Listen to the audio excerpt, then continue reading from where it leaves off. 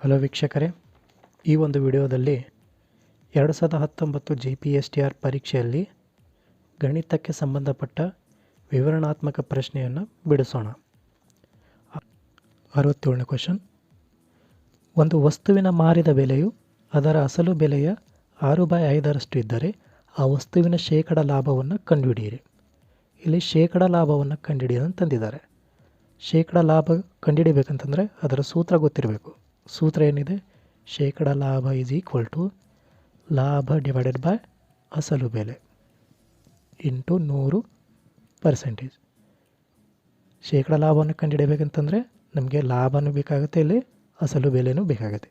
ಆದರೆ ಈ ಕ್ವಶನಲ್ಲಿ ಎಲ್ಲಿನೂ ಮೆನ್ಷನ್ ಮಾಡಿಲ್ಲ, ಲಾಭ ಎಷ್ಟಿದೆ ಅಂಥೇಳಿ ಕೊಟ್ಟಿಲ್ಲ. ಹಾಗಾದರೆ ಲಾಭವನ್ನು ಕಂಡುಹಿಡಿಯಬೇಕಾಗತ್ತೆ. ಹಾಗಾದರೆ ಲಾಭವನ್ನು ಕಂಡುಹಿಡಿಯಬೇಕಂತಂದರೆ ಅದರ ಸೂತ್ರ ಏನಿದೆ? ಮಾರಿದ ಬೆಲೆ ಮೈನಸ್ ಅಸಲು ಬೆಲೆ. ಇವೆರಡೂ ಗೊತ್ತಿತ್ತಂತಂದರೆ ನಾವು ಲಾಭವನ್ನು ಕಂಡುಹಿಡಿತೀವಿ. ಲಾಭ ಗೊತ್ತಿತ್ತಂತಂದರೆ ಆಮೇಲೆ ನಾವು ಶೇಕಡ ಲಾಭವನ್ನು ಕಂಡುಹಿಡಿತೀವಿ. ನೋಡೋಣ ಕ್ವಶನ್ ಯಾವ ರೀತಿ ಇದೆ ಅಂತ. ನೋಡಿ, ಇಲ್ಲಿ ಮಾರಿದ ಬೆಲೆಯು ಅಸಲು ಬೆಲೆಯ 6/5ರಷ್ಟು ಇದೆ ಅಂತೇಳಿ. ಏನು? ಅಸಲು ಬೆಲೆಯ 6/5ರಷ್ಟು ಮಾರಿದ ಬೆಲೆ ಇದೆ. ಹಾಗಾದರೆ ಅಸಲು ಬೆಲೆ ಎಷ್ಟು? ಅಸಲು ಬೆಲೆ ಅನ್ನೋದು ಗೊತ್ತಿಲ್ಲ, ನಮಗೆ ಗೊತ್ತಿಲ್ಲ. ಅದಕ್ಕೆ ನಾವು ಏನಂತ ತಗೋತೀವಿ? ಇಲ್ಲಿ ಅಸಲು ಬೆಲೆ ಈಸ್ ಈಕ್ವಲ್ ಟು, ಗೊತ್ತಿಲ್ಲದಕ್ಕೆ ನಾವು ಏನಂತ ತಗೋತೀವಿ? ಎಕ್ಸ್ ಅಂತ ತಗೋತೀವಿ. ಹಾಗಂದರೆ ಅಸಲು ಬೆಲೆ ₹X ಆಗಿರಲಿ. ಆವಾಗ ಮಾರಿದ ಬೆಲೆ ಏನಾಗುತ್ತೆ? ₹6/5 ಇಂಟು X ಆಗುವುದು. ಅಸಲು ಬೆಲೆ 6/5ರಷ್ಟು, ಅಂದರೆ 6/5ರಷ್ಟು ಅಂತಂದರೆ 6/5 ಅಸಲು ಬೆಲೆ ಎಷ್ಟಿದೆ? X ಇದೆ. ನೆಕ್ಸ್ಟ್, ಇವು ಎರಡು ಮಾರಿದ ಬೆಲೆ ಮತ್ತು ಅಸಲು ಬೆಲೆಯನ್ನು ಗಮನಿಸಿದರೆ ನಮಗೆ ಯಾವುದು ಜಾಸ್ತಿ ಅನಿಸುತ್ತೆ? ಮಾರಿದ ಬೆಲೆ ಜಾಸ್ತಿ ಅನಿಸುತ್ತೆ. ಅದೇ ರೀತಿ ಅಸಲು ಬೆಲೆ ಕಮ್ಮಿ ಆಗುತ್ತೆ. ಹಾಗಾದರೆ ಮಾರಿದ ಬೆಲೆ ಮೈನಸ್ ಅಸಲು ಬೆಲೆ ಮಾಡಿದರೆ ನಮಗೇನು ಸಿಗ್ತದೆ? ಇಲ್ಲಿ ಲಾಭ ಸಿಗ್ತದೆ. ಹಾಗಾದರೆ ಇಲ್ಲಿ ಏನಂತ ಬರೆಯೋಣ ಅಂತಂದರೆ, ಮಾರಿದ ಬೆಲೆ ಮತ್ತು ಅಸಲು ಬೆಲೆಯನ್ನು ಗಮನಿಸಿದರೆ ಮಾರಿದ ಬೆಲೆ ಅಸಲು ಬೆಲೆಗಿಂತ ಹೆಚ್ಚಿಗೆ ಆಗುತ್ತೆ. ಆವಾಗ ನಾವು ಬರಿತೀವಿ ಇಲ್ಲಿ ಲಾಭ ಈಸ್ ಈಕ್ವಲ್ ಟು ಮಾರಿದ ಬೆಲೆ ಮೈನಸ್ ಅಸಲು ಬೆಲೆ. ಇಲ್ಲಿ ಮಾರಿದ ಬೆಲೆ ಎಷ್ಟಿದೆ? 6/5X ಮೈನಸ್ ಅಸಲು ಬೆಲೆ ಎಷ್ಟಿದೆ? X ಇದೆ. ಇದನ್ನು ಸಿಂಪ್ಲಿಫೈ ಮಾಡಿದ್ರೆ ಈಗ ನೋಡಿ, ಇಲ್ಲಿದ್ರ ಕೆಳಗಡೆ ಏನಿಲ್ಲ ಅಂದರೆ ಏನಿರುತ್ತೆ? 1 ಇರುತ್ತೆ. 5 ಮತ್ತು 1 ಸಹ 5 ಆಗುತ್ತೆ. 5ಅನ್ನು 5 ಬರೋವರೆಗೂ ಗುಣಿಸ್ಬೇಕು. ಅಂದರೆ 5 1 5 ಆಗುತ್ತೆ. ಹಾಗಂದರೆ 6Xದಿಂದ 1 ಗುಣಾಕಾರ ಮಾಡಿದ್ರೆ 6X ಆಯಿತು. ಅದೇ ರೀತಿ 1ಅನ್ನು 5 ಬರೋವರೆಗೂ ಗುಣಿಸ್ಬೇಕು. 1 ಎಷ್ಟು 5 ಆಗುತ್ತೆ? 1 5 5 ಆಗುತ್ತೆ. ಆವಾಗ 5 ಮತ್ತು Xನ್ನು ಗುಣಾಕಾರ ಮಾಡ್ತೀವಿ. 5 ಇಂಟು X 5X. ಈ ಮೈನಸ್ ಚಿಹ್ನೆನ ಮೈನಸ್ ಚಿಹ್ನೆಯಾಗಿ ಇಡ್ತೀವಿ. ಈಸ್ ಈಕ್ವಲ್ ಟು 6Xನಲ್ಲಿ 5X ಕಳೆದ್ರೆ X is equal to X divided by 5. ಹಾಗಾದರೆ ಲಾಭ ಏನು ಬಂತು? X divided by 5. ಈಗ ನಾವೇನು ಕಂಡುಹಿಡೋಣ? ಶೇಕಡ ಲಾಭವನ್ನು ಕಂಡುಹಿಡೋಣ. ನಿಮ್ಗೆ ಗೊತ್ತಿದೆ ಶೇಕಡ ಲಾಭದ ಸೂತ್ರ ಏನು? ಲಾಭ ಡಿವೈಡೆಡ್ ಬೈ ಅಸಲು ಬೆಲೆ ಇಂಟು 100%. ಇಲ್ಲಿ ಲಾಭ ಏನಾಗಿದೆ? X/5. ಆ ಜಾಗದಾಗ ಲಾಭದ ಜಾಗನಾಗ X/5 ಅಂತ ಬರೆದೀವಿ. ಅಸಲು ಬೆಲೆ ಎಷ್ಟಿದೆ? ಅಸಲು ಬೆಲೆ ಏನಿದು? X into 100%. ಇಲ್ಲಿ ಈ ಎಕ್ಸ್ ಕ್ಯಾನ್ಸಲ್ ಆಯಿತು. 5 1 5 20. ಹಾಗಾದರೆ ಶೇಕಡ ಲಾಭ ಅನ್ನೋದು ಎಷ್ಟು ಬಂತು? 20%. 68ನೇ ಕ್ವಶನ್. ಒಂದು ಬ್ರ್ಯಾಕೆಟ್ನಲ್ಲಿ A square plus B square ಕೊಟ್ಟಿದ್ದಾರೆ, ಇನ್ನೊಂದರಲ್ಲಿ X square plus Y square is equal to A X plus B Y bracket whole square ಆದಾಗ B X is equal to A Y ಎಂದು ಸಾಧಿಸಿ. ಇಲ್ಲಿ ಏನು ಮಾಡಬೇಕಂತಂದರೆ ಈ ಪದದಿಂದ ಇವು ಎರಡು ಪದಕ್ಕೆ ಗುಣಾಕಾರ ಮಾಡಬೇಕು ಮತ್ತು ಈ ಪದದಿಂದ ಇನ್ನೊಂದು ಸಾರಿ ಇವೆರಡು ಪದಕ್ಕೆ ಗುಣಾಕಾರ ಮಾಡಬೇಕು. ಯಾವ ರೀತಿದ ನೋಡಿ, ಎ ಸ್ಕ್ವೇರ್ದಿಂದ ಎಕ್ಸ್ ಸ್ಕ್ವೇರ್ ಪ್ಲಸ್ ವೈ ಸ್ಕ್ವೇರ್ಗೆ ಒಂದು ಸಾರಿ ಗುಣಾಕಾರ ಮಾಡೋದು, ಆಮೇಲೆ ಪ್ಲಸ್ ಬಿ ಸ್ಕ್ವೇರ್ದಿಂದ ಇನ್ನೊಂದು ಸಾರಿ ಎಕ್ಸ್ ಸ್ಕ್ವೇರ್ ಪ್ಲಸ್ ವೈ ಸ್ಕ್ವೇರ್ಗೆ ಗುಣಾಕಾರ ಮಾಡೋದು. ಇದು ಲೆಫ್ಟ್ ಹ್ಯಾಂಡ್ ಸೈಡ್ ಆಯಿತು. ಅದೇ ರೀತಿ ರೈಟ್ ಹ್ಯಾಂಡ್ ಸೈಡ್ ಇದು ಯಾವ ರೀತಿ ಇದೆ ಅಂತಂದರೆ, ಇದು ಈ ರೂಪದಲ್ಲಿದೆ, A plus B whole square ರೂಪದಲ್ಲಿದೆ. ಇದನ್ನು ಬಿಡಿಸಿದರೆ ನಮಗೆ ಏನು ಸಿಗುತ್ತೆ, A square plus B square plus 2ab ಸಿಗುತ್ತೆ.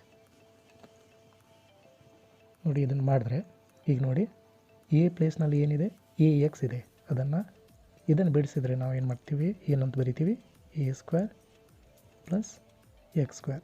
ಅದೇ ರೀತಿ ಬಿ ಪ್ಲೇಸ್ನಲ್ಲಿ ಬಿ ವೈ ಇದೆ, ಅಂದರೆ ಇಲ್ಲಿ ಬಿ ಸ್ಕ್ವೇರ್ ಇದೆ ಅಂತಂದರೆ ಇಲ್ಲಿ ಏನಂತ ಬರಿಬೋದು, b square plus B square y square plus 2ab ಇದೆ. ಎ ಅಂತಂದರೆ ಎ ಎಕ್ಸ್ ಇದೆ, ಬಿ ಅಂತಂದರೆ ಬಿ ವೈ ಇದೆ. ಹಾಗಾದರೆ ನಾವಿಲ್ಲಿ 2ax by ಅಂತ ಬರಿಬೋದು.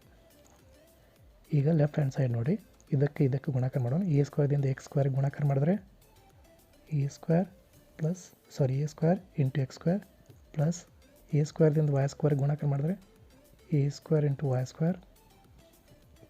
ಅದೇ ರೀತಿ ಬಿ ಸ್ಕ್ವೇರ್ದಿಂದ ಎಕ್ಸ್ ಸ್ಕ್ವೇರ್ಗೆ ಗುಣಾಕಾರ ಮಾಡಿದ್ರೆ b square into x square plus b ಸ್ಕ್ವೇರ್ದಿಂದ ವೈ ಸ್ಕ್ವೇರ್ ಗುಣಾಕಾರ ಮಾಡಿದ್ರೆ b square y square is equal to, ಇದನ್ನು ಸೇಮ್ ಬರೆದುಬಿಡಿ, a square x square plus B square y square plus 2ax by. ಈಗ ಲೆಫ್ಟ್ ಹ್ಯಾಂಡ್ ಸೈಡ ಮತ್ತು right hand ಸೈಡನ್ನು ಗಮನಿಸಿದರೆ ನಮ್ಗೆ ಏನೇನು ಕ್ಯಾನ್ಸಲ್ ಆಗುತ್ತೆ ನೋಡಿ. ಇಲ್ಲಿ ಎ ಸ್ಕ್ವೇರ್ ಎಕ್ಸ್ ಸ್ಕ್ವೇರ್ ಮತ್ತು ಇದು A square x square cancel ಆಯಿತು. ಅದೇ ರೀತಿ ಇಲ್ಲಿ ಬಿ ಸ್ಕ್ವೇರ್ ವೈ ಸ್ಕ್ವೇರ್ ಇದೆ, ಇಲ್ಲಿನ ಬಿ ಸ್ಕ್ವೇರ್ ವೈ ಸ್ಕ್ವೇರ್ ಇದೆ, ಇವೆರಡು ಕ್ಯಾನ್ಸಲ್ ಆಯಿತು.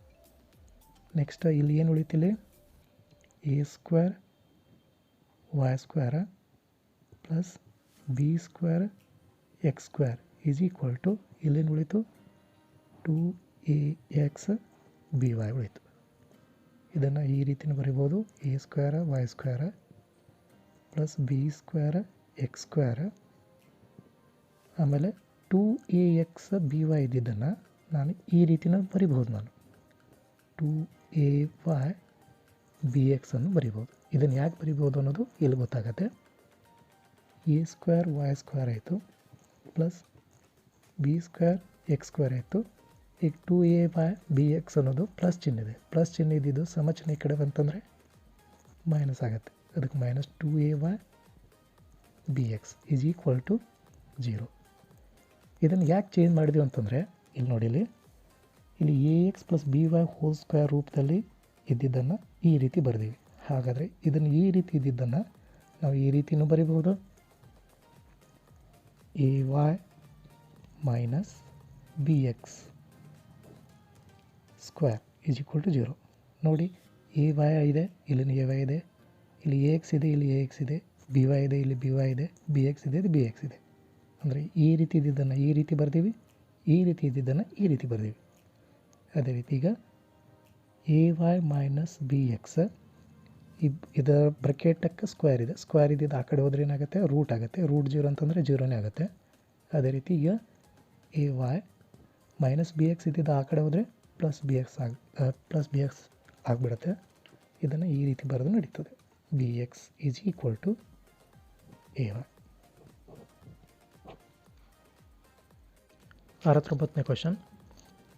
N P r is equal to 840 ಮತ್ತು n C r is equal to 35 ಆದರೆ ಎನ್ ಬೆಲೆಯನ್ನು ಕಂಡುಹಿಡಿಯಿರಿ ಅಂತ ಕೇಳಿದ್ದಾರೆ. ಇಲ್ಲಿ ಬರ್ಕೊಳ್ಳೋಣ ಇನ್ನೊಂದು ಸರಿ. N P r is equal to 840,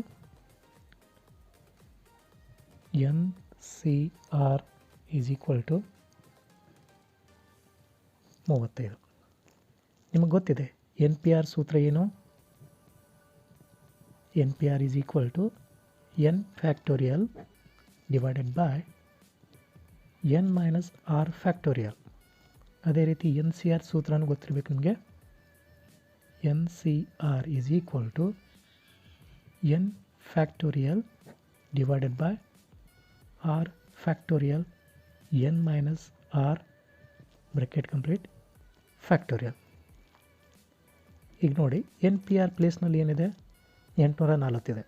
ಹಾಗಾದರೆ ಈ ಪ್ಲೇಸ್ನಲ್ಲಿ ಏನಂತ ಬರೆಯೋಣ? 840 is equal to n factorial divided by n minus r factorial.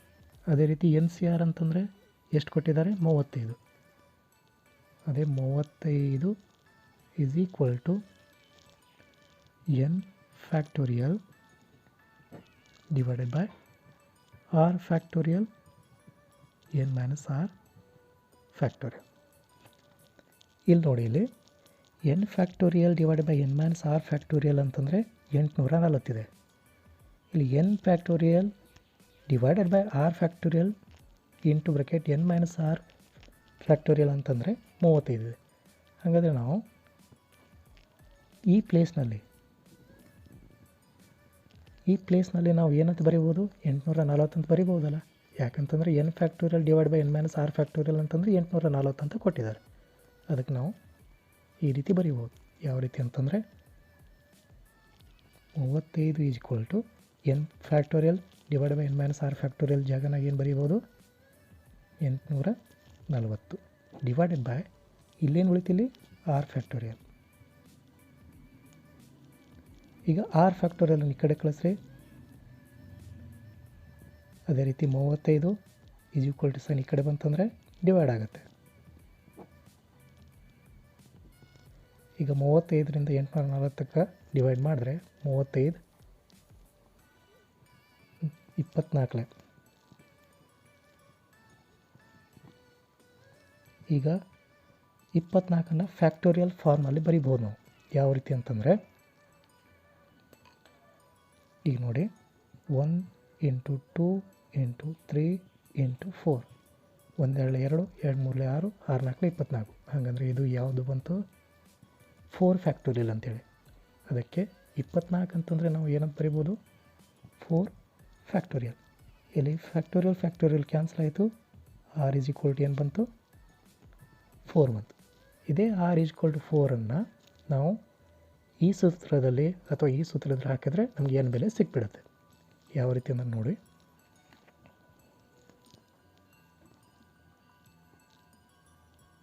N P, ಈಗ ಆರ್ ಜಾಗನಾಗ ಏನಿದೆ? 4 ಇದೆ.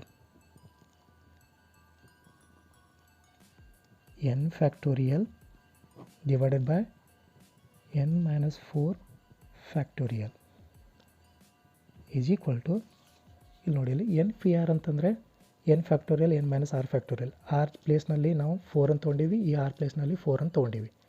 ಇಲ್ಲಿ ಎನ್ ಪಿ ಆರ್ ಅಂತಂದರೆ ಎಷ್ಟು ಕೊಟ್ಟಿದ್ದಾರೆ? ಅಲ್ಲಿ 840. ಹಾಗಂದರೆ ಇಲ್ಲಿ ನಾವು ಏನಂತ ಬರಿಬೋದು? 840 840 ಅಂತ ಬರ್ತೀವಿ. ಈ 840ನ್ನು ನಾವು ಈ ರೀತಿ ಬರಿಬೋದು. ಯಾವ ರೀತಿ ಅಂತಂದರೆ 7 ಇಂಟು 6 ಇಂಟು 5 ಇಂಟು 4. ನೋಡಿ, 7 6 5 4 ಗುಣಾಕಾರ ಮಾಡಿದ್ರೆ 840 ಬರುತ್ತೆ. ಈಗ ಮುಂದೆ ನೋಡಿ,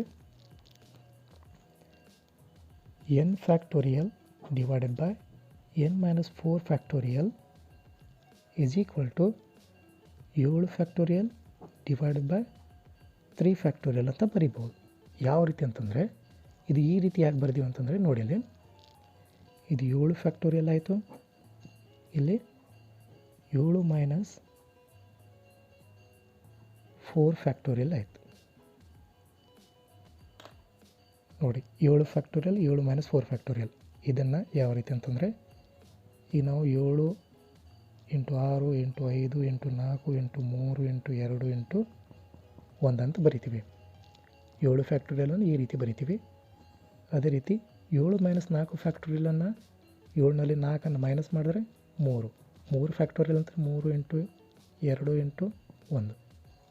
ಈ 3 ಇಂಟು 2 ಇಂಟು 1 ಮತ್ತು ಈ 3 ಇಂಟು 2 ಇಂಟು 1 ಕ್ಯಾನ್ಸಲ್ ಆದರೆ ಮತ್ತೇನು ಉಳಿತಿಲ್ಲಿ 7 ಇಂಟು 6 ಇಂಟು 5 ಇಂಟು 4 ಉಳಿತದೆ. ಅದರ ಸಲುವಾಗಿ ನಾವು ಇಲ್ಲಿ ಏನು ಮಾಡಿದ್ದೀವಿ 7 6 ಇಂಟು 5 ಇಂಟು 4 ನಾವು 840 ಆಗುತ್ತೆ. ಅದರ ಸಲುವಾಗಿ ನಾವು ಇಲ್ಲಿ ಈ ರೀತಿ ಬರ್ತೀವಿ. ಹಾಗಾದರೆ ಇಲ್ಲಿ n ಬೆಲೆ ಏನು ಬಂತು, n is equal to therefore n is equal to n ಪ್ಲೇಸ್ನಲ್ಲಿ ಏನಂತ ಬರ್ದೀವಿ 7 ಅಂತ ಬರ್ದೀವಿ. ಹಾಗಾದರೆ n ಈಸ್ ಈಕ್ವಲ್ ಟು 7 ಬಂತು. 70ನೇ question, x⁴ plus 10x³ plus 35x² plus 50x plus 29 ಅನ್ನು x+4 ಇಂದ ಭಾಗಿಸಿದಾಗ ಬರುವ ಭಾಗಲಬ್ಧ x³ minus ax² plus bx plus 6 ಆದಾಗ a ಮತ್ತು b ಬೆಲೆಗಳನ್ನು ಹಾಗೂ ಶೇಷವನ್ನು ಕಂಡುಹಿಡಿಯಿರಿ ಅಂತಂದಿದ್ದಾರೆ. ಅಂದರೆ ಈ ಪೂರ್ತಿ ಪದವನ್ನು x+4 ಇಂದ ಭಾಗಿಸಿದರೆ ಈ ರೀತಿ ಭಾಗಲಬ್ಧ ಬರುತ್ತೆ. ಈ ರೀತಿ ಭಾಗಲಬ್ಧ ಬಂದ ಮೇಲೆ ನಾವು a ಮತ್ತು b ಬೆಲೆಗಳನ್ನು ಕಂಡುಹಿಡಿಬೇಕು, ಆಮೇಲೆ ಶೇಷವನ್ನು ಕಂಡುಹಿಡಿಬೇಕು. ಇದನ್ನು ಯಾವ ರೀತಿ ಮಾಡಬೇಕು ಅನ್ನೋದು ನೋಡಿ. x+4 ಅದನ್ನು x⁴ plus 10x³ plus 35x² plus 50x plus 29ದಿಂದ ಭಾಗಿಸ್ಬೇಕು. ಈಗ ಫಸ್ಟಿಗೆ ಇಲ್ಲಿ ಏನು ಮಾಡ್ತೀವಿ ಅಂತಂದರೆ ಮೊದಲ ಪದ ಬರುವ ರೀತಿಯೇ ಎಕ್ಸ್ರಿಂದ ಗುಣಾಕಾರ ಮಾಡ್ತೀವಿ. ಅದನ್ನು ಯಾವ ರೀತಿ ಅಂತಂದರೆ ಎಕ್ಸ್ದಿಂದ ಯಾವ ಪದಕ್ಕೆ ಗುಣಾಕಾರ ಮಾಡಿದ್ರೆ ನಮಗೆ x⁴ ಬರುತ್ತೆ. ಅಂದರೆ ಇಲ್ಲಿ x³ ಗುಣಾಕಾರ ಮಾಡಿದ್ರೆ ಇಲ್ಲಿ x⁴ ಬರುತ್ತೆ. ಅದೇ ರೀತಿ ಇಲ್ಲಿ ಪ್ಲಸ್ ಇದೆ, ಇಲ್ಲಿ ಪ್ಲಸ್ ಇದೆ, ಪ್ಲಸ್ ಇಂಟು ಪ್ಲಸ್ ಪ್ಲಸ್ ಆಗುತ್ತೆ. 4 ಇಂಟು x³ 4x³ ಆಯಿತು. ಇಲ್ಲಿ ಏನು ಮಾಡ್ತೀವಿ, ಚಿಹ್ನೆಗಳನ್ನು ಚೇಂಜ್ ಮಾಡ್ತೀವಿ. ಪ್ಲಸ್ ಇದ್ದಿದ್ದು ಏನಾಗುತ್ತೆ ಇಲ್ಲಿ ಮೈನಸ್, ಪ್ಲಸ್ ಇದ್ದಿದ್ದು ಮೈನಸ್. ಇಲ್ಲಿ ಪ್ಲಸ್ ಇದು ಮೈನಸ್ ಅದ, ಹಾಗಂದ್ರೆ ಇಲ್ಲಿ ಕ್ಯಾನ್ಸಲ್ ಆಯಿತು. ಈಗ 10x³ 4x³ ನಾನು ಕಳೆದ್ರೆ 6x³ plus 35x² plus 50x plus 29 ಉಳಿತು. ಅದೇ ರೀತಿ ಈಗ 6x³ ಬರುವಂಗೆ ಎಕ್ಸ್ರಿಂದ ಗುಣಾಕಾರ ಮಾಡಬೇಕು. ಯಾವುದರಿಂದ ಗುಣಾಕಾರ ಮಾಡಿದ್ರೆ ನಮಗೆ 6x³ ಬರುತ್ತೆ 6x² ಹಾಗಾದರೆ ಇಲ್ಲಿ ಏನು ಬಂತು 6x³ ಬಂತು. x into 6x² 6x³ plus into plus plus ಬಂತು. 4 ಇಂಟು 6 24x². ಅದೇ ರೀತಿ ಪ್ಲಸ್ ಇದ್ದಿದ್ದನ್ನು ಮೈನಸ್ ಮಾಡ್ತೀವಿ, ಪ್ಲಸ್ ಇದ್ದಿದ್ದನ್ನು ಮೈನಸ್ ಮಾಡ್ತೀವಿ. ಇಲ್ಲಿ ಇವೆರಡು ಕ್ಯಾನ್ಸಲ್ ಆಯಿತು. 35ನಲ್ಲಿ 24 ಕಳೆದ್ರೆ 11x² ಪ್ಲಸ್ 50x ಪ್ಲಸ್ 29. ಅದೇ ರೀತಿ ಎಕ್ಸ್ದಿಂದ ಯಾವುದಕ್ಕೆ ಗುಣಾಕಾರ ಮಾಡಿದ್ರೆ 11x² ಬರುತ್ತೆ, ಅದು ಪ್ಲಸ್ 11xದಿಂದ ಗುಣಾಕಾರ ಮಾಡಿದ್ರೆ ಇಲ್ಲಿ 11x² ಬರುತ್ತೆ. Next plus into plus plus ಬರುತ್ತೆ. 4 11 44x. ಮತ್ತು ಚಿಹ್ನೆಗಳನ್ನು ಚೇಂಜ್ ಮಾಡ್ತೀವಿ. ಇವೆರಡು ಕ್ಯಾನ್ಸಲ್ ಆಯಿತು. 50xನಲ್ಲಿ 44xನ್ನು ಮೈನಸ್ ಮಾಡಿದ್ರೆ 6x ಪ್ಲಸ್ 29 ಉಳಿತು. ನೆಕ್ಸ್ಟ್ ಎಕ್ಸ್ದಿಂದ ಯಾವುದಕ್ಕೆ ಗುಣಾಕಾರ ಮಾಡಿದ್ರೆ 6x ಬರುತ್ತೆ, 6 ಗುಣಾಕಾರ ಮಾಡಿದ್ರೆ 6x ಬರುತ್ತೆ. x into 6x plus 4 into 6 24. ಮತ್ತೇನು ಮಾಡ್ತೀವಿ, ಚಿಹ್ನೆಗಳನ್ನು ಚೇಂಜ್ ಮಾಡ್ತೀವಿ. ಇವೆರಡು ಕ್ಯಾನ್ಸಲ್ ಆಯಿತು. 29ನಲ್ಲಿ 24 ಕಳೆದ್ರೆ 5 ಬಂತು. ಹಾಗಾದರೆ ಶೇಷ ಏನು ಬಂತು 5 ಮತ್ತು ಭಾಗಲಬ್ಧ ಏನು ಬಂತು ಇಲ್ಲಿ ಇಷ್ಟು ಬಂತು. ಹಾಗಾದರೆ ಈ ಭಾಗಲಬ್ಧ ಮತ್ತು ಈ ಭಾಗಲಬ್ಧ ಇವೆರಡು ಏನಾಯಿತು ಸಮ ಆಯಿತು. ಹಾಗಾದರೆ ಇಲ್ಲಿ ಈ ರೀತಿನ ಬರಿಬೋದು. ಯಾವ ರೀತಿ ಅಂತಂದರೆ x³ plus minus ax² plus bx plus 6 ಇದು ಯಾವುದಕ್ಕೆ ಸಮ ಆಗಿದೆ, ಇದಕ್ಕೆ x³ plus 6x² plus 11x plus 6. ನೋಡಿ ಈ ಭಾಗಲಬ್ಧ ಮತ್ತು ಈ ಭಾಗಲಬ್ಧ ಎರಡು ಏನಾಗುತ್ತೆ ಸಮ ಆಗುತ್ತೆ. ಅದಕ್ಕೆ ಇಲ್ಲಿ ಬರ್ಕೊಂಡಿದ್ದೀವಿ x³ minus ax² plus bx plus 6 is equal to ಇದನ್ನು x³ plus 6x² plus 11x plus 6. ಇವೆರಡು ಸಮ ಆಯ್ತಂದರೆ ಇಲ್ಲಿ ಬೆಲೆಗಳನ್ನು ಬರಿತೀವಿ. ದೇರ್ಫೋರ್ ಇಲ್ಲಿ ಮೈನಸ್ ಎ ಇದೆ. ಮೈನಸ್ ಎ ಅಂತಂದರೆ ಆ ಪ್ಲೇಸ್ನಲ್ಲಿ ಏನಿದೆ ಇಲ್ಲಿ 6 ಇದೆ. ಅದೇ ರೀತಿ ಬಿ ಪ್ಲೇಸ್ನಲ್ಲಿ ಏನಿದೆ ಇಲ್ಲಿ, ಬಿ ಪ್ಲೇಸ್ನಲ್ಲಿ 11 ಇದೆ. ಹಾಗಂದರೆ ಇಲ್ಲಿ ಬಿ ಅನ್ನೋದು 11 ಬಂತು, ಮೈನಸ್ ಎ ಅನ್ನೋದು 6 ಬಂತು. ಆದರೆ ನಮ್ಗೆ ಬೇಕಾಗಿರೋದೇನು ಬರೀ ಎ ಅಷ್ಟೇ. ಹಾಗಾದರೆ ಈ ಮೈನಸ್ ಚಿಹ್ನೆಯನ್ನು ಆ ಸೈಡ್ ಕಳಿಸ್ಬಿಡ್ತೀವಿ. ಅವಾಗ ಎ ಅನ್ನೋದು ಏನು ಸಿಕ್ತು, -6 ಸಿಕ್ತು. ಬಿ ಅನ್ನೋದು ಏನು ಸಿಕ್ತು, 11 ಸಿಕ್ತು. ಅದೇ ರೀತಿ ಶೇಷ ಅನ್ನೋದು ಎಷ್ಟು ಬಂತು, ಶೇಷ ಅನ್ನೋದು ಎಷ್ಟು ಬಂತು, 5. 71ನೇ ಕ್ವಶನ್. 5, 6, 4 ಮತ್ತು 3 ಸಂಖ್ಯೆಗಳಿಂದ ನಿಖರವಾಗಿ ಭಾಗವಾಗಬೇಕಾದರೆ 2497ಕ್ಕೆ ಕೂಡಬೇಕಾದ ಕನಿಷ್ಠ ಸಂಖ್ಯೆಯನ್ನು ಕಂಡುಹಿಡಿಯಿರಿ ಅಂತಂದಿದ್ದಾರೆ. ಇದನ್ನು ಯಾವ ರೀತಿ ಕಂಡುಹಿಡ್ಕೋಬೇಕಂತಂದರೆ, ಈ 4 ಸಂಖ್ಯೆಯ ಲಸವನ್ನು ಕಂಡುಹಿಡಿಬೇಕು. ಹಾಗಂದರೆ 5, 6, 4 ಮತ್ತು 3ರ ಲಸ. ಲಸ ಯಾವ ರೀತಿ ಕಂಡುಹಿಡಿತೀವಿ ನೋಡ್ರಿ ಇಲ್ಲಿ.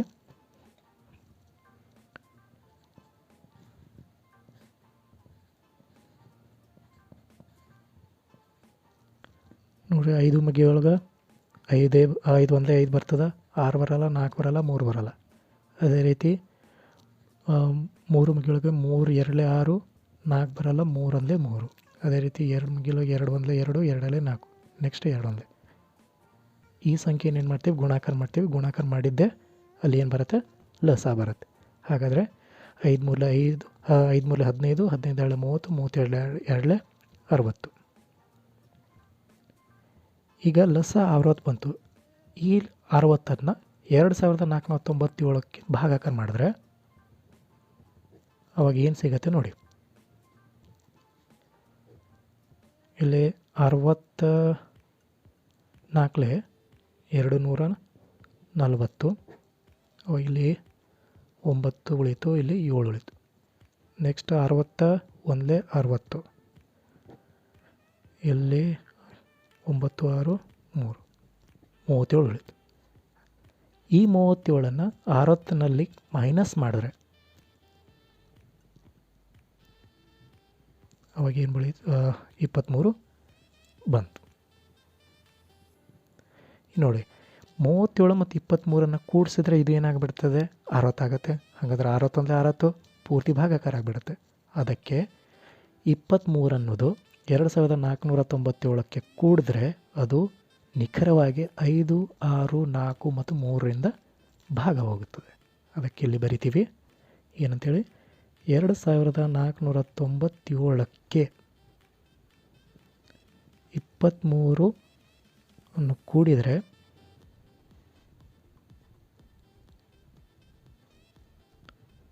ಅದು ನಿಖರವಾಗಿ 5, 6, 4 ಮತ್ತು 3ರಿಂದ ಭಾಗವಾಗುತ್ತದೆ.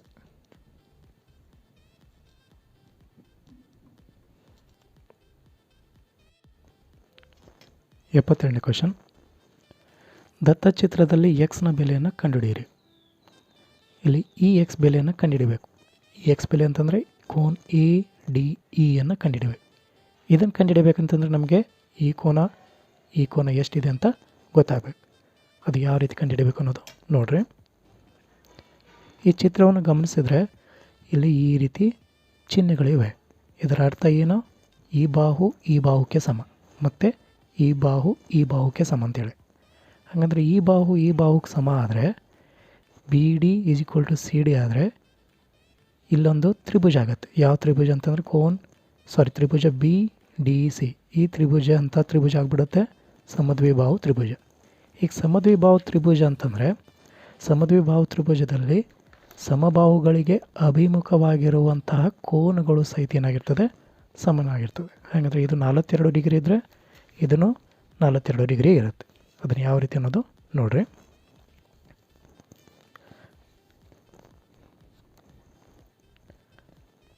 ತ್ರಿಭುಜ ಬಿ ಡಿ ಸಿ ಯು ಸಮದ್ವಿಬಾಹು ತ್ರಿಭುಜ.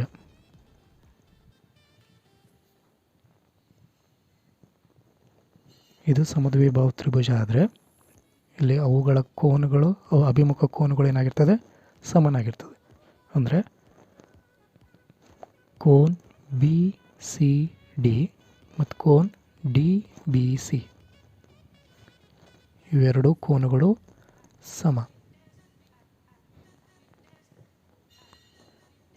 ಇವೆರಡು ಕೋನಗಳನ್ನು ಕಂಡುಹಿಡಿದೀವಿ ನಾವು. ಹಾಗಂದರೆ ಈ ಕೋನವನ್ನು ಕಂಡುಹಿಡಿಬೋದು ಯಾವ ರೀತಿ ಅಂತಂದರೆ, ಒಂದು ತ್ರಿಭುಜ ಒಳಗಿನ ಕೋನಗಳು ಮೊತ್ತ 180 ಡಿಗ್ರಿ ಆಗಿರ್ತದೆ. ಹಾಗಾದರೆ ಇದು 42 ಇದು 42 ಡಿಗ್ರಿ ಆದರೆ ಈ ಕೋನವನ್ನು ಕಂಡುಹಿಡಿಬೋದು. ಯಾವ ಕೋನವನ್ನು ಅಂತಂದರೆ ಕೋನ್ ಬಿ ಡಿ ಸಿ. ಈ ಕೋನವನ್ನು ಕಂಡುಹಿಡಬೇಕಂತಂದರೆ 3 ಕೋನಗಳ ಮೊತ್ತ ಎಷ್ಟಾಗಿರ್ತದೆ, 180 ಡಿಗ್ರಿ. 180 ಡಿಗ್ರಿನಲ್ಲಿ ಇವೆರಡು ಕೋನಗಳನ್ನು ಕಳೆದ್ರೆ ನಮಗೇನು ಸಿಕ್ಬಿಡುತ್ತೆ, ಕೋನ್ ಬಿ ಡಿ ಸಿ ಸಿಕ್ಬಿಡುತ್ತೆ.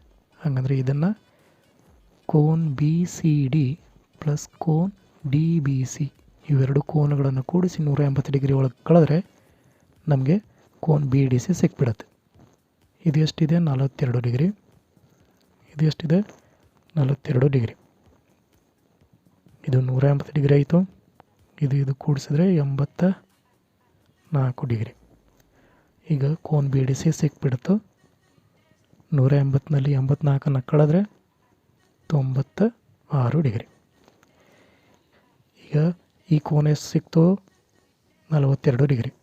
ಈ ಕೋನ ಎಷ್ಟಾಯಿತು, 96. ಹಾಗಾದರೆ ಈ ಕೋನ ಗೊತ್ತಾಯಿತು, ಈ ಕೋನ ಗೊತ್ತಾಯಿತು. ಈ ಕೋನವನ್ನು ಕಂಡುಹಿಡಬೇಕು. ಈ ಕೋನವನ್ನು ಕಂಡುಹಿಡಬೇಕಂತಂದರೆ ಈ ಕೋನ ಗೊತ್ತಾಗಬೇಕು. ಈ ಕೋನವನ್ನು ಗೊತ್ತಾಗಬೇಕಂತಂದರೆ ಎ ಬಿ ಸಿ ಈ ರೇಖೆಯಲ್ಲಿ ಇನ್ನೊಂದು ರೇಖೆ ನಿಂತಿದೆ.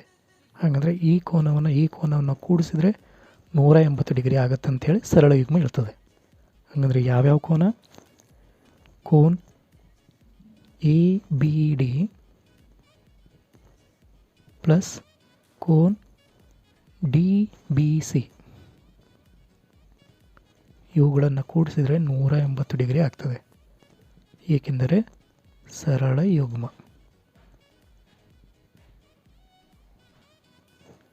ಹಾಗಾದರೆ ಎ ಬಿ ಡಿ ಅನ್ನೋದು ಗೊತ್ತಿಲ್ಲ ನಮಗೆ. ಡಿ ಬಿ ಸಿ ಅನ್ನೋದು ಗೊತ್ತಿದೆ. ಡಿ ಬಿ ಸಿ ಎಷ್ಟಿದೆ, 42 ಡಿಗ್ರಿ. ಇದು 180 ಡಿಗ್ರಿ. ಎ ಬಿ ಡಿ 42 ಈ ಕಡೆ ಬಂತಂದರೆ -42 ಡಿಗ್ರಿ. ಕೋನ್ A B D is equal to 180ನಲ್ಲಿ 42 ಕಳೆದ್ರೆ 138 ಡಿಗ್ರಿ.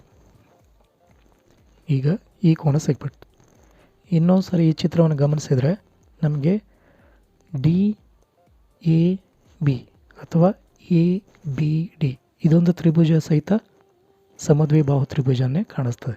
ಯಾಕಂತಂದರೆ ಇಲ್ಲಿ ಎರಡು ಬಾಹುಗಳು ಏನಾಗಿರ್ತದೆ ಮತ್ತು ಸಮ ಇದ್ದಾವೆ. ಅದಕ್ಕೆ ಇಲ್ಲಿ ಬರಿತೀವಿ ತ್ರಿಭುಜ ಎ ಬಿ ಡಿ ಸಮದ್ವಿಬಾಹು ತ್ರಿಭುಜ.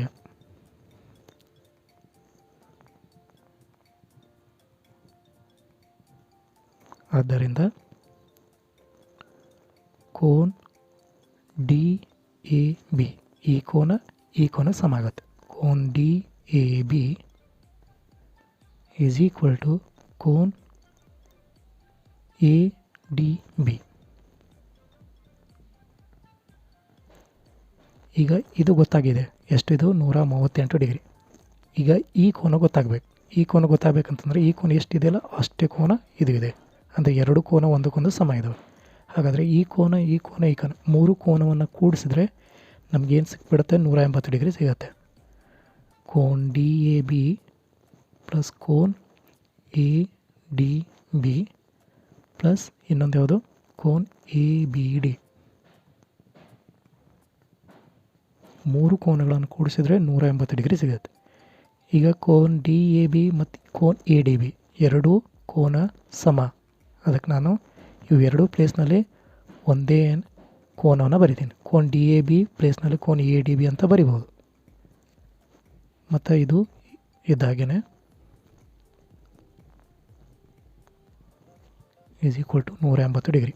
ಇವೆರಡು ಕೋನಗಳನ್ನು ಕೂಡಿಸಿದರೆ ಎ ಡಿ ಬಿ ಪ್ಲಸ್ ಕೋನ್ ಎ ಬಿ ಡಿ ಅಂತಂದರೆ ಕೋನ್ ಎ ಬಿ ಡಿ ಎಷ್ಟಿದೆ, 138 ಡಿಗ್ರಿ.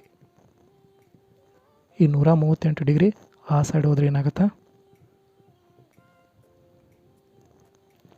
Minus 138 degree. ಕೋನ್ A D B is equal to 180ನಲ್ಲಿ 138 ಕಳೆದ್ರೆ 42 ಡಿಗ್ರಿ ಆಯಿತು. ಈಗ 2 ಅನ್ನೋದು ಈ ಕೋನ್ ಎ ಡಿ ಬಿಗೆ ಏನದ ಗುಣಾಕಾರ ಐತೆ. ಗುಣಾಕಾರ ಇದ್ದಿದ್ದು ಸಮಚಿಹ್ನೆ ಈ ಕಡೆ ಬಂತಂದರೆ ಭಾಗಾಕಾರ ಆಗುತ್ತೆ. ಅದಕ್ಕೆ ಕೋನ್ A D B is equal to 42 divided by 2. ಇವುಗಳನ್ನು ಕ್ಯಾನ್ಸಲ್ ಮಾಡಿದ್ರೆ ನಮಗೆ ಎಷ್ಟು ಸಿಗುತ್ತೆ? 2 2 4 2 1 2. ಹಾಗಂದರೆ ಕೋನ್ ಎ ಡಿ ಬಿ ಅನ್ನೋದು 21 ಡಿಗ್ರಿ ಸಿಕ್ತು. ಈ ಕೋನ್ 21 ಡಿಗ್ರಿ ಇದು ಬಂತು. ಇದು ಕೋನ್ 21 ಡಿಗ್ರಿ. ಹಾಗಾದರೆ ಇದು 96 ಡಿಗ್ರಿ. ಈಗ ಇ ಡಿ ಎಯನ್ನು ಕಂಡುಹಿಡಬೇಕು, ಅಂದರೆ ಈ ಎಕ್ಸ್ ಬೆಲೆಯನ್ನು ಕಂಡುಹಿಡಬೇಕು. ನೋಡಿರಿ, ಈಗ ಸಿ ಡಿ ಮತ್ತು ಇ ಇದು ಒಂದು ಸರಳ ರೇಖೆ ಇದೆ. ಈ ಸರಳ ರೇಖೆಯ ಮೇಲೆ 2 ರೇಖೆಗಳು ನಿಂತಿದೆ. 2 ರೇಖೆಗಳು ನಿಂತಿದೆ ಅಂತಂದರೆ 3 ಕೋನಗಳನ್ನು ಉಂಟು ಮಾಡಿದೆ. ಈ ಕೋನವನ್ನು, ಈ ಕೋನವನ್ನು, ಈ ಕೋನವನ್ನು. ಹಾಗಾದರೆ ಈ 3 ಕೋನಗಳನ್ನು ಕೂಡಿಸಿದರೆ 180 ಡಿಗ್ರಿ ಬರ್ತದೆ. ಹಾಗಾದರೆ ಈಗ 2 ಕೋನಗಳ ಬೆಲೆ ಗೊತ್ತಾಗಿದೆ. 3ನೇ ಕೋನಗಳ ಬೆಲೆಯನ್ನು ಕಂಡುಹಿಡಿಯೋಣಂತ. ಇಲ್ಲಿ ಕಂಡುಹಿಡಿತೀವಿ ನೋಡ್ರಿ. ಯಾವ್ಯಾವ ಕೋನ? ಕೋನ ಬಿ ಡಿ ಸಿ ಪ್ಲಸ್ ಇನ್ನೊಂದು ಕೋನ ಎ ಡಿ ಬಿ ಮತ್ತು ಇನ್ನೊಂದು ಕೋನ ಎ ಡಿ ಇ. 3 ಕೋನಗಳನ್ನು ಕೂಡಿಸಿದ್ರೆ 180 ಡಿಗ್ರಿ ಆಗತ್ತೆ. ಈಗ ಕೋನ್ ಬಿ ಡಿ ಸಿ ಅನ್ನೋದು ಎಷ್ಟಿದೆ? 96. ಕೋನ್ ಎ ಡಿ ಬಿ ಅನ್ನೋದು ಎಷ್ಟಿದೆ? 21. ಅದೇ ರೀತಿ ಕೋನ್ ಇ ಡಿ ಇ ಅನ್ನೋದು ಎಷ್ಟಿದೆ? ಎಕ್ಸ್ ಇದೆ. ಇವು 2 ಕೋನಗಳನ್ನು ಕೂಡಿಸಿದ್ರೆ 117 degree plus x is equal to 180 degree. ಈಗ 117 ಸಮಚಿಹ್ನೆ ಆ ಕಡೆ ಹೋದ್ರೆ ಏನಾಗುತ್ತೆ? Minus 117 degree. ಹಾಗಾದರೆ ಎಕ್ಸ್ ಬೆಲೆ ಎಷ್ಟು ಬಂತು? 63 ಡಿಗ್ರಿ.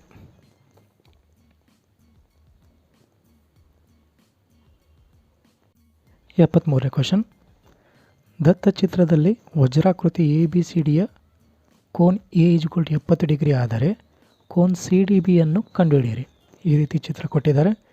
ಇದು 70 ಡಿಗ್ರಿ ಆದರೆ ಕೋನ್ ಸಿ ಡಿ ಬಿಯನ್ನು ಕಂಡುಹಿಡಿಬೇಕು. ಯಾವ ರೀತಿ ಕಂಡುಹಿಡಿಬೇಕು ನೋಡಿರಿ. ನೋಡಿ, ವಜ್ರಾಕೃತಿಯ ಗುಣಲಕ್ಷಣದಲ್ಲಿ ಒಂದನೇ ಗುಣಲಕ್ಷಣ ಏನಿದೆ ಅಂತಂದರೆ ವಜ್ರಾಕೃತಿ ಎಲ್ಲ ಬಾಹುಗಳು ಸಮ ಆಗಿರ್ತವೆ.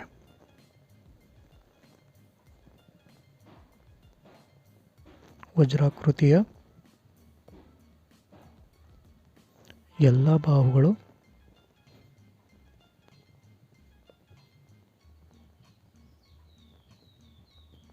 ಸಮ. ಎಲ್ಲ ಬಾಹುಗಳು ಸಮ ಅಂತಂದರೆ ನಮಗೇನು ರಿಕ್ವೈರ್ಡ್ ಇದೆ ಅದನ್ನು ಬರೆಕೊಳ್ಳೋಣ ಅಂತ. B c is equal to d c. ಅದೇ ರೀತಿ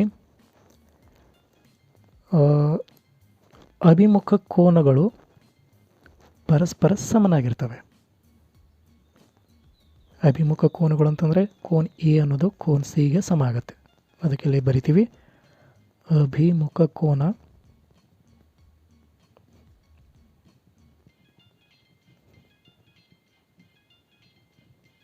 ಅಂದರೆ ಕೋನ್ ಎ ಅನ್ನೋದು ಕೋನ್ ಸಿಗೆ ಸಮ ಆಯಿತು. ಈಗ ಚಿತ್ರವನ್ನು ಅಬ್ಸರ್ವ್ ಮಾಡಿದ್ರೆ ನಮಗೆ ಈ ಬಾಹುಕ್ಕೆ ಸಮ ಅಂತ ಗೊತ್ತಾಯಿತು.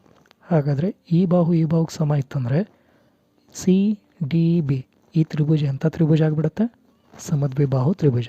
ಆದ್ದರಿಂದ ಇಲ್ಲಿ ಬರಿತೀವಿ ತ್ರಿಭುಜ ಬಿ ಸಿ ಡಿ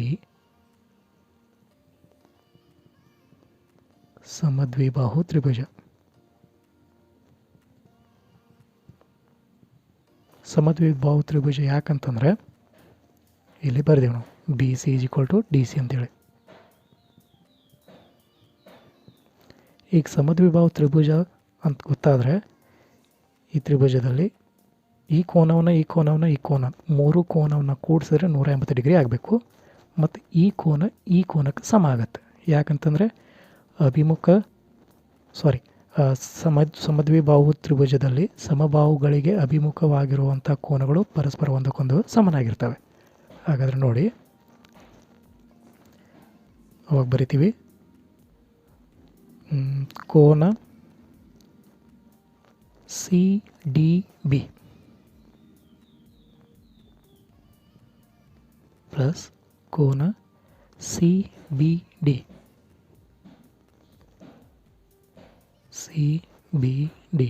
ಪ್ಲಸ್ ಕೋನ DCB. ಈ ಮೂರು ಕೋನಗಳನ್ನು ಕೂಡಿಸಿದ್ರೆ ನಮಗೆ 180 ಡಿಗ್ರಿ ಸಿಗ್ತದೆ. ಈಗ ನಿಮಗೆ CDB ಮತ್ತು CBD ಇವೆರಡು ಕೋನಗಳು ಒಂದಕ್ಕೊಂದು ಸಮ. ಯಾಕೆ ಸಮ ಅಂತಂದರೆ ಅದು ಸಮದ್ವಿಬಾಹು ತ್ರಿಭುಜದ ಅಭಿಮುಖ ಕೋನಗಳು ಆಗಿವೆ. ಹಾಗಾದರೆ ಇದನ್ನು CDB ಅಂತಲೇ ಬರಿತೀನಿ. ಈ CBD ಪ್ಲೇಸ್ನಲ್ಲಿ ನಾನು CDB ಅಂತ ಬರಿಬೋದು. ಯಾಕಂದರೆ ಸಮದ್ವಿಬಾಹು ತ್ರಿಭುಜದ ಅಭಿಮುಖ ಕೋನಗಳು ಸಮನಾಗಿರ್ತವೆ. ಈಗ DCB ಕೋನ್ DCB ಅನ್ನೋದು ನಮ್ಗೆ ಗೊತ್ತಾಗಿದೆ, ಎಷ್ಟು 70 ಡಿಗ್ರಿ. DCB ಅಂದರೆ ಈ ಕೋನ ಎಷ್ಟಿದೆಯಲ್ಲ ಅಷ್ಟೇ ಕೋನ ಇದು ಕೋನ ಇರುತ್ತೆ. ಅದಕ್ಕೆ ಇದು ಕೋನ ಎಷ್ಟು 70 degree is equal to 180 degree. ಇವೆರಡು ಕೋನಗಳನ್ನು ಕೂಡಿಸಿದ್ರೆ ಎಷ್ಟಾಗ್ತದೆ? 2CDB plus 70 degree. 70 ಡಿಗ್ರಿ ಅನ್ನೋದು ಆ ಸೈಡ್ ಹೋದರೆ ಮೈನಸ್ 70 ಡಿಗ್ರಿ ಆಗ್ತದೆ. ಅಂದರೆ 180ನಲ್ಲಿ 70 ಕಳೆದ್ರೆ 110 ಡಿಗ್ರಿ. ಈಗ CDBಗೆ 2 ಅನ್ನೋದು ಗುಣಾಕಾರ ಇದೆ. ಗುಣಾಕಾರ ಇದ್ದಿದ್ದು ಈ ಕಡೆ ಬಂತಂದರೆ ಭಾಗಾಕಾರ ಆಗುತ್ತೆ. ಅದು 110/2. ಇವು ಎರಡು ಕ್ಯಾನ್ಸಲ್ ಮಾಡಿದ್ರೆ ನಮಗೇನು ಸಿಗ್ತದೆ? CDB ಈಸ್ ಈಕ್ವಲ್ ಟು 2 ಇಲ್ಲಿ 10 2 ಇಲ್ಲಿ 10. ಹಾಗಾದರೆ ಆನ್ಸರ್ ಎಷ್ಟು ಬಂತು? 55 ಡಿಗ್ರಿ. 74ನೇ ಕ್ವೆಶ್ಚನ್, BDC ಅಂತ ಕೊಟ್ಟಿದ್ದಾರೆ. ಏನು?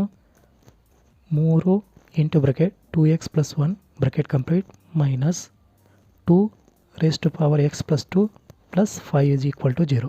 ಇದನ್ನು ಬಿಡಿಸ್ಬೇಕು. ಯಾವ ರೀತಿ ಬಿಡಿಸ್ಬೇಕು ನೋಡ್ರಿ. ಈಗ ಬ್ರಾಕೆಟನ್ನು ತೆಗೆಯೋಣಂತೆ. ಅವಾಗ ಏನಾಗುತ್ತೆ ನೋಡಿದು, 3 ಇಂಟು 2x ಪ್ಲಸ್ 3 1 3 ಮೈನಸ್ ಇದು ನೋಡಿರಿ, ಇದು ಘಾತಾಂಕದ 1ನೇ ನಿಯಮ. ಏನಂತಂದರೆ a⁻m ಇಂಟು a⁻n ಆದರೆ ಅದನ್ನು ಈ ರೀತಿ ಬರೆಯೋದು, a⁻m+n ಅಂತ. ಅದೇ ರೀತಿ ಇದನ್ನು ಹಾಗೆ ಬರ್ಕೊಳ್ಳೋಣ. 2x into 2 plus 5 is equal to 0. ಈಗ ಇದನ್ನು ಮತ್ತು ಸೇಮ್ ಹಾಗೆ ಬರ್ಕೊಳ್ಳೋಣ. ಮತ್ತಿದು 2 ಇದ್ದಿದ್ದು -4, ಯಾಕಂತಂದರೆ ಇಲ್ಲಿ ಮೈನಸ್ ಇದೆ, -4 2 ಇಂಟು 2x ಆಮೇಲೆ +3 ಮತ್ತು +5 ಇದ್ದಿದ್ದು +8 ಆಯ್ತು ಈಸ್ ಈಕ್ವಲ್ ಟು 0. ಈಗ ನೋಡಿರಿ, ಇಲ್ಲಿ 2x ಎಷ್ಟು ಟೈಮ್ಸ್ ಇದ್ದಾವೆ? 3 ಟೈಮ್ಸ್ ಇದ್ದಾವೆ. 2x ಎಷ್ಟು ಟೈಮ್ಸ್ ಇದ್ದಾವೆ? 4 ಇದ್ದಾವೆ. ಹಾಗಾದರೆ ಇದರಲ್ಲಿ ಇದನ್ನು ಕಳಿಲಾಕ ಬರಲ್ಲ, ಇದರಲ್ಲಿ ಇದನ್ನು ಕಳಿಬೋದು, ಆದರೆ ದೊಡ್ಡ ಸಂಖ್ಯೆದ ಚಿಹ್ನೆಯನ್ನು ಇಡ್ಬೋದು. ಹಾಗಾದರೆ ಇದು ಎಷ್ಟಾಗುತ್ತೆ? -4ನಲ್ಲಿ 3 ಹೋದರೆ 1 ಉಳಿತು, ಅಂದರೆ 2x ಉಳಿತು, ಅಂದರೆ -2x ಉಳಿತು, ಪ್ಲಸ್ ಇದು 8 ಈಸ್ ಈಕ್ವಲ್ ಟು 0. ಈಗ -2x ಅನ್ನು ಸಮಚಿಹ್ನೆ ಆ ಕಡೆ ಕಳಿಸಿದರೆ +2x ಆಗ್ತದೆ. ಈಗ 8ಅನ್ನು ಘಾತಾಂಕ ರೂಪದಲ್ಲಿ ಬರೆದ್ರೆ ಅದು 2 ಇದು ಏನಾಗುತ್ತೆ? 2x. ಈ 2 ಕ್ಯಾನ್ಸಲ್ ಆದರೆ 2 ಈಸ್ ಈಕ್ವಲ್ ಟು ಏನು ಬಂತು? x. ಹಾಗಾದರೆ x ಬೆಲೆ ಏನು ಬಂತು? ಇಲ್ಲಿ 2 ಬಂತು. 75ನೇ ಕ್ವೆಶ್ಚನ್, ಒಂದು ತಂತಿಯನ್ನು ತ್ರಿಜ್ಯ 28 ಸೆಂಟಿಮೀಟರ್ ಇರುವಂತೆ ವೃತ್ತಾಕಾರದಲ್ಲಿ ಸುರುಳಿ ಸುತ್ತಲಾಗಿದೆ. ಇದೇ ತಂತಿಯನ್ನು ಪುನಃ ಚೌಕಾಕಾರಕ್ಕೆ ಭಾಗಿಸಿದರೆ ಆ ಚೌಕದ ವಿಸ್ತೀರ್ಣವನ್ನು ಕಂಡುಹಿಡಿಯಿರಿ. ಈಗ ಒಂದು ತಂತಿ ಇದೆ, ಆ ತಂತಿಯನ್ನು ಏನು ಮಾಡಿದ್ದಾರೆ ಅಂತಂದರೆ ಅದರ ತ್ರಿಜ್ಯ ಎಷ್ಟಿದೆ? 28 ಸೆಂಟಿಮೀಟರ್ ಇರುವಂಥ ಒಂದು ತ್ರಿಜ್ಯದ ಒಂದು ತಂತಿ, ಆ ವೃತ್ತಾಕಾರದ ತಂತಿಯನ್ನು ಸುರುಳಿ ಸುತ್ತಲಾಗಿದೆ. ಈ ರೀತಿ ಸುರುಳಿ ಸುತ್ತಿದ್ದೇವೆ. ಅದು ಆದಮೇಲೆ ಅದನ್ನು ಏನು ಮಾಡಿದ್ದಾರೆ ಅಂತಂದರೆ ಆ ತಂತಿಯನ್ನು ಪುನಃ ಚೌಕಾಕಾರಕ್ಕೆ ಬಾಗಿಸಿದರೆ, ಇದೇ ತಂತಿಯನ್ನು ತಗೊಂಡು ಅದನ್ನೇನು ಮಾಡ್ತೀವಿ, ಚೌಕಾಕಾರಕ್ಕೆ ಬಾಗಿಸ್ತೀವಿ. ಬಾಗಿಸಿದಾದಮೇಲೆ ಆ ಚೌಕದ ವಿಸ್ತೀರ್ಣವನ್ನು ಕಂಡುಹಿಡಿಯಿರಿ. ಅಂದರೆ ಈ ಚೌಕದ ಒಳಗಿನ ವಿಸ್ತೀರ್ಣವನ್ನು ಕಂಡುಹಿಡಿಯಬೇಕು. ಯಾವ ರೀತಿ ಅನ್ನೋದು ನೋಡಿರಿ. ಇಲ್ಲಿ ಕ್ವಶನಲ್ಲಿ ಕೊಟ್ಟಿದ್ದಾರೆ, ಒಂದು ತಂತಿಯ ತ್ರಿಜ್ಯ ಅಂತಂದರೆ ಎಷ್ಟಿದೆ?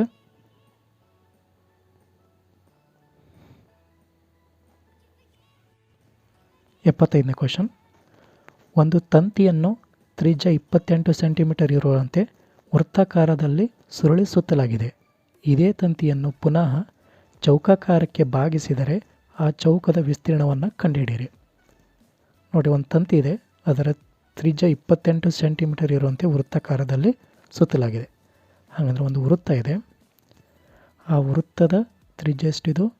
28 ಸೆಂಟಿಮೀಟರ್ ಇರುವಂಥ ಒಂದು ವೃತ್ತದ ತಂತಿಯನ್ನು ಸುತ್ತಲಾಗಿದೆ. ಈ ತಂತಿಯನ್ನು ತೊಗೊಂಡು ಮತ್ತೇನು ಮಾಡಿದ್ದಾರೆ ಅಂತಂದರೆ ಚೌಕಾಕಾರ ಆಗಿ ಮಾಡಿದ್ದಾರೆ. ಹಾಗಂದರೆ ಎದರ ಸುತ್ತಳತೆ ಎಷ್ಟಿದೆಯಲ್ಲೋ ಅಷ್ಟೇ ಸುತ್ತಳತೆ ಇದರದ್ದು ಇರಬೇಕು. ಅಂದರೆ ಇವೆರಡು ಏನಾಗಿರ್ತದೆ? ಸಮ ಆಗಿರ್ತದೆ. ಇದನ್ನು ಸುತ್ತಿದ್ದಾದಮೇಲೆ ಅವ್ರು ಏನಂದರೆ ಚೌಕದ ವಿಸ್ತೀರ್ಣವನ್ನು ಕಂಡುಹಿಡಿಯಿರಿ. ಈ ಚೌಕದ ವಿಸ್ತೀರ್ಣವನ್ನು ಕಂಡುಹಿಡಿಯಬೇಕು, ಒಳಗಿನ ವಿಸ್ತೀರ್ಣವನ್ನು ಕಂಡುಹಿಡಿಯಬೇಕು. ಯಾವ ರೀತಿ ಅನ್ನೋದು ನೋಡಿರಿ. ನೋಡಿ, ತ್ರಿಜ್ಯ 28 ಸೆಂಟಿಮೀಟರ್ ಕೊಟ್ಟಿದ್ದಾರೆ. ಅಂದರೆ r is equal to 28 centimetre. ಈ ನೋಡಿರಿ, ವೃತ್ತದ ಸುತ್ತಳತೆ ಅಥವಾ ವೃತ್ತದ ಪರಿಧಿ ಮತ್ತು ಚೌಕದ ಸುತ್ತಳತೆ ಇವೆರಡೂ ಒಂದಕ್ಕೊಂದು ಸಮ ಆಗತ್ತೆ. ಅದಕ್ಕೆ ನಾನು ಇಲ್ಲಿ ಬರಿತೀನಿ, ವೃತ್ತದ ಪರಿಧಿ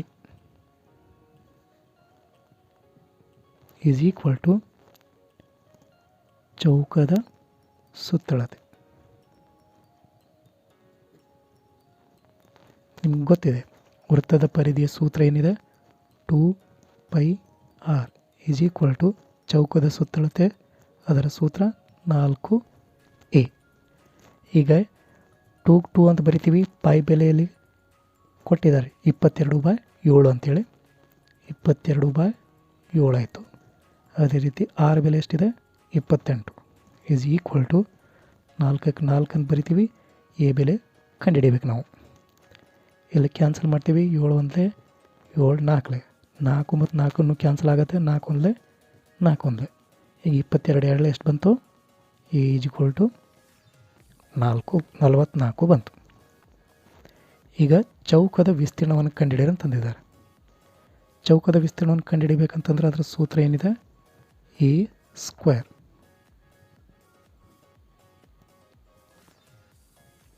ಹಾಗಾದರೆ ಎ ಅಂದರೆ ಎಷ್ಟಿದೆ? 44. ಎ ಸ್ಕ್ವೇರ್ ಅಂತಂದ್ರೆ 44 ಸ್ಕ್ವೇರ್. ಇವನ್ನ ಸ್ಕ್ವೇರ್ ಮಾಡಿದ್ರೆ 1986 ಬರುತ್ತೆ. ಇದು ಸೆಂಟಿಮೀಟರ್ ಸ್ಕ್ವೇರ್.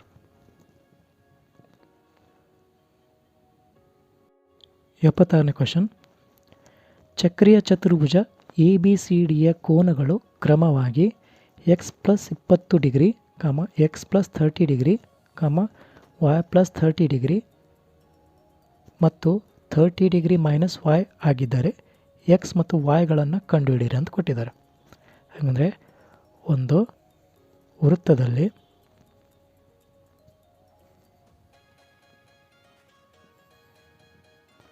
ಈ ರೀತಿ ಒಂದು ಚತುರ್ಭುಜ ಇದೆ.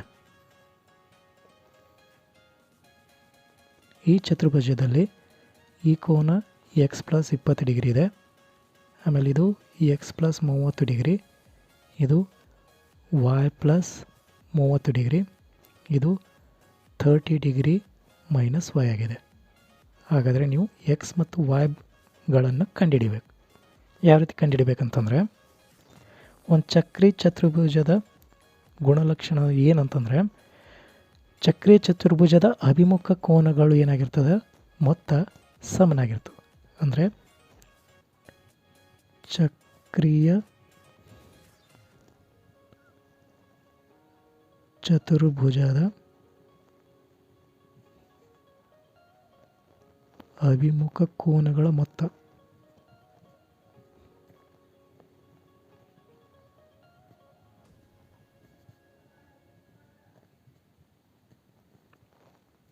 ಯಾವತ್ತು 180 ಡಿಗ್ರಿ ಆಗಿರುತ್ತದೆ. ಅದಕ್ಕೆ ಹೇಳ್ತೀವಿ ಇಲ್ಲಿ ಎಕ್ಸ್ ಪ್ಲಸ್ 20 ಡಿಗ್ರಿ ಮತ್ತು ವೈ ಪ್ಲಸ್ 30 ಡಿಗ್ರಿಯನ್ನು ಕೂಡಿಸಿದರೆ, ಒಂದು ಎಕ್ಸ್ ಪ್ಲಸ್ 20 ಡಿಗ್ರಿ, ಇನ್ನೊಂದು ವೈ ಪ್ಲಸ್ 30 ಡಿಗ್ರಿಯನ್ನು ಕೂಡಿಸಿದರೆ ಅದು ಏನಾಗುತ್ತೆ 180 ಡಿಗ್ರಿ. ಈ ಎಕ್ಸ್ ಪ್ಲಸ್ ಮತ್ತು ವೈಯನ್ನು ಕೂಡಿಸಿದರೆ ಎಕ್ಸ್ ಪ್ಲಸ್ ವೈ ಆಗ್ತದೆ. 20 ಮತ್ತು 30 ಕೂಡಿಸಿದರೆ 50 ಡಿಗ್ರಿ ಆಗ್ತದೆ. ಇದು 180 ಡಿಗ್ರಿ. ಈ 50 ಡಿಗ್ರಿ ಆ ಕಡೆ ಹೋದರೆ ಮೈನಸ್ ಆಗುತ್ತೆ. X plus y is equal to 180ನಲ್ಲಿ 50 ಕಳೆದ್ರೆ 130 ಡಿಗ್ರಿ. ಇದು ಸಮೀಕರಣ 1 ಇರಲಿ. ಅದೇ ರೀತಿ ಈಗ ಈ ಕೋನವನ್ನು ಈ ಕೋನನ್ನು ಕೂಡಿಸಿದರೆ, ಅಂದರೆ ಕೋನ ಯಾವ್ಯಾವು, x plus 30 degree plus 30 degree minus y is equal to 180 degree ಆಗ್ತದೆ. ಅದೇ ರೀತಿ ಇಲ್ಲಿ ಎಕ್ಸ್ ಅದ, ಇಲ್ಲಿ ಮೈನಸ್ ವೈ ಅದ, ಅದಕ್ಕೆ ಎಕ್ಸ್ ಮೈನಸ್ ವೈ ಆಯಿತು. 30 plus 30 60 degree is equal to 180 degree. 60 degree ಆ ಸೈಡ್ ಹೋದರೆ ಮೈನಸ್ 60 ಡಿಗ್ರಿ ಆಗುತ್ತೆ. 180ನಲ್ಲಿ 60 ಕಳೆದ್ರೆ 120 ಡಿಗ್ರಿ. ಇದು ಸಮೀಕರಣ 2. ಈಗ ಸಮೀಕರಣ 1 ಮತ್ತು ಸಮೀಕರಣ 2 ಕೂಡಿಸಿದರೆ, ಸಮೀಕರಣ 1 ಮತ್ತು ಸಮೀಕರಣ 2 ಕೂಡಿಸಿದರೆ ಅವಾಗ ಏನಾಗುತ್ತೆ ನೋಡಿರಿ. ಸಮೀಕರಣ 1 ಏನದ, x plus y is equal to 130 degree. ಸಮೀಕರಣ 2 x minus y is equal to 120 degree.